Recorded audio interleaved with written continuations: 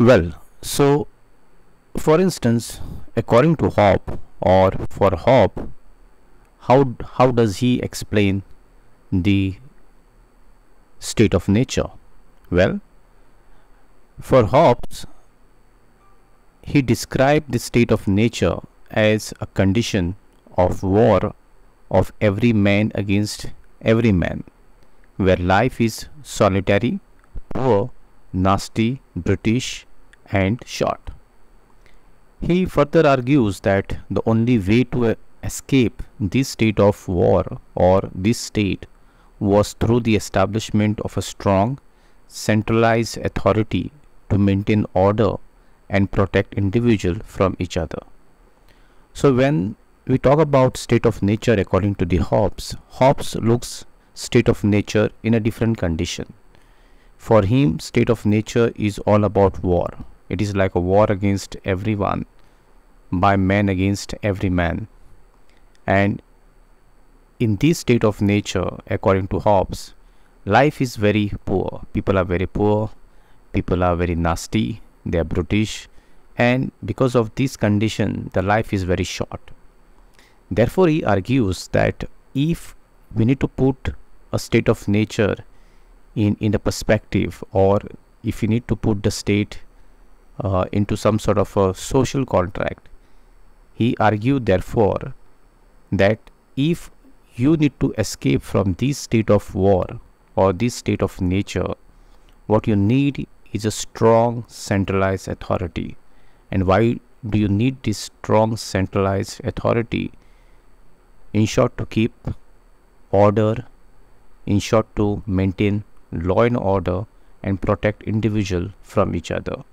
So Hobbes is looking state of nature in a very different perspective, wherein man is against another man and they are always in a state of war.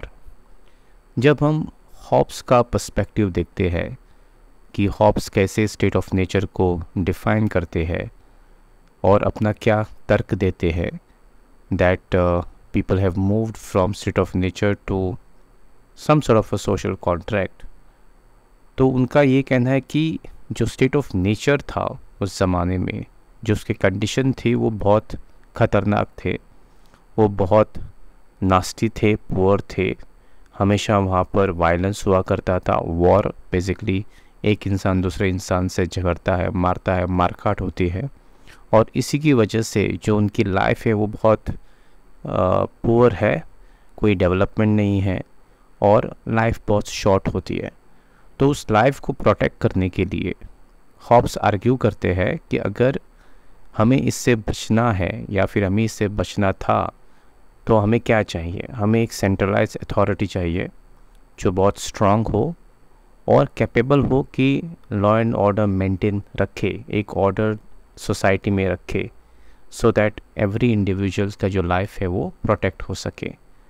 So this is how Hobbes is trying to look at social contract, in short, that it is the condition of war of every man against every man, where people are fighting each other, killing each other, and in order to save themselves from this British short and poor life, what they felt to have a strong government, centralized authority, and this is how the man entered from state of war, state of nature, to social contract. Moving forward, we have Locke. Now Locke, on the other hand, presents a more optimistic view of state of nature, wherein he is suggesting that individuals are inherently rational, capable of living peacefully together.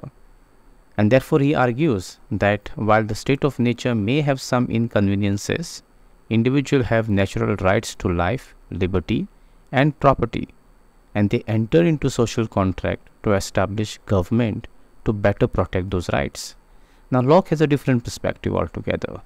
Locke is more, I would say, very liberal at looking to the state of nature, wherein he says that in state of nature, man is not always brutish, the way like Hobbes is saying. In fact, he says that individuals are inherently very rational. They have capable of living peaceful life together. And therefore he argues that in a state of nature there might be some inconvenience, and therefore individuals have all those natural rights such as right to life, liberty and property. And the reason why they moved from state of nature to civil social contract or a social contract which actually established government is only to protect those rights. So not like Hobbes, who consider man literally a savage, whereas Locke says here that man inherently is, or individual are rational. They have capability of living their life very peaceful together, and only to protect those rights such as right to life, liberty and property, they have entered into a social contract which eventually has established government which is in a better way are actually protecting those rights. जब हम lock का perspective देखते हैं social contract के बारे में या फिर स्टेट ऑफ नेचर के बारे में, हमें एक दूसरा नज़रिया मिलता है. जैसे हमने देखा कि हॉब्स बहुत एग्रेसिवली कहते हैं कि इंसान बहुत ब्रिटिश है, पोअर है, नास्टी है, हमेशा झगड़ता रहता है, इसलिए उनको एक सेंट्रलाइज अथॉरिटी चाहिए टू गवर्न देम. और यहाँ पर लॉक का पर्सपेक्टिव डिफरेंट है. वो कहता है कि जो इंसान है वो एक रैशनल थिंकर है, उसे पता है कि उसकी कैपेबिलिटी क्या है. इनका कहना यह है कि जो इंसान है उसको पता है कि उसको एक शांतिमय एनवायरनमेंट में रहना है और वो रह रहा है, और इसकी वजह से उनके पास कुछ नेचुरल राइट्स हैं जैसे कि राइट टू लाइफ है, लिबर्टी या फिर प्रॉपर्टी. और लॉक का यही कहना है कि इन राइट्स को प्रोटेक्ट करने के लिए जो इंसान है, इंडिविजुअल है, वो स्टेट ऑफ नेचर से स्टेट ऑफ सोशल कॉन्ट्रैक्ट में एंटर करता है, और सोशल कॉन्ट्रैक्ट साइन करने के बाद वो एक सरकार बनाते हैं, एक व्यवस्था को जन्म देते हैं, और वो व्यवस्था उनकी जो राइट्स है वो प्रोटेक्ट करते हैं. So there are two different perspective what we saw. One is from Hobbes and one is from Locke as far as the reason why man entered from state of nature to social contract. And at the last we have Rousseau. So Rousseau proposed a different perspective, suggesting that the state of nature was a condition of relative equality and freedom, where individuals lived in harmony with nature and each other. It was the emergence of the private property and the development of social inequalities that led to the need for a government and the erosion of individual freedom. Now Rousseau takes a different perspective, not like what Hobbes said or not like what Locke is proposing. He says that man who lived in a state of nature was in relatively knew the condition of equality and freedom. As we rightly said, in a state of nature there were a lot of freedom and there were relatively some sort of equality, some sort of a harmony among the individual who are living in a state of nature, according to Rousseau. The only reason why man moved from the state of nature to social contract and then to establish government is to protect property. So this is the fine difference perspective what we get from Rousseau. So Rousseau says the reason why man entered in the social contract and established government is only to protect the private property, the emergence of private property, which eventually led to the development of social inequalities, and therefore they felt to protect those property and to bring some sort of an equality, you need government and you need to control certain individual freedom. जब हम Rousseau की बात करते हैं, Rousseau अपना एक अलग ही नज़रिया रखता है कि इंसान जो है वो सोशल जो स्टेट ऑफ नेचर से सोशल कॉन्ट्रैक्ट ने क्यों साइन किया या फिर एक सरकार क्यों एस्टैब्लिश की. और इनका कहना यही है कि जो इंसान है, जो आदमी था उस ज़माने में जो स्टेट ऑफ नेचर में रहा करते थे, वो रिलेटिवली उनको पता था कि इक्वालिटी क्या है, फ्रीडम क्या है. एक ही कारण है, जो लोग उस समय पर स्टेट ऑफ नेचर से सोशल कॉन्ट्रैक्ट में एंटर किए, उसका एक ही कारण था कि उनको अपनी प्रॉपर्टी, जो प्राइवेट प्रॉपर्टी थी, उनको प्रोटेक्ट करना था. क्योंकि एमरजेंस ऑफ प्राइवेट प्रॉपर्टी और उसके साथ साथ जो सोशल इनइक्वालिटी डेवलप होने लगी, उससे कारण बहुत से security threat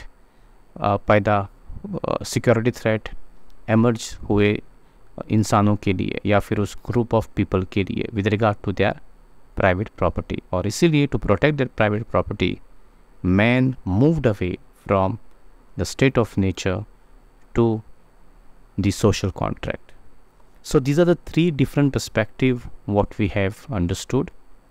If I just summarize in one or two lines, Hobbes says men were brutish, men were nasty, life was short, and they were all fighting war against themselves. And therefore, to protect themselves, they moved away from state of nature to social contract, and they established a strong government. Whereas according to Locke believes that man was inherently a rational person. They had a capability of living peaceful together, but the rise of the natural rights such as life, the threat to their natural life, liberty and property, they felt to enter into a social contract to establish government to protect those rights. Whereas Rousseau says the only reason why man moved away from state of nature to social contract is to protect the private property, because there was an emergence of private property which eventually led to the development of social inequality, and therefore they felt to establish social contract government in a way to control certain freedoms of the individual. So these are the three different ways through which the state of nature is being talked about and how men entered into a social contract. I hope you have understood this concept, and I will see you soon in next tutorial. Till then, take care.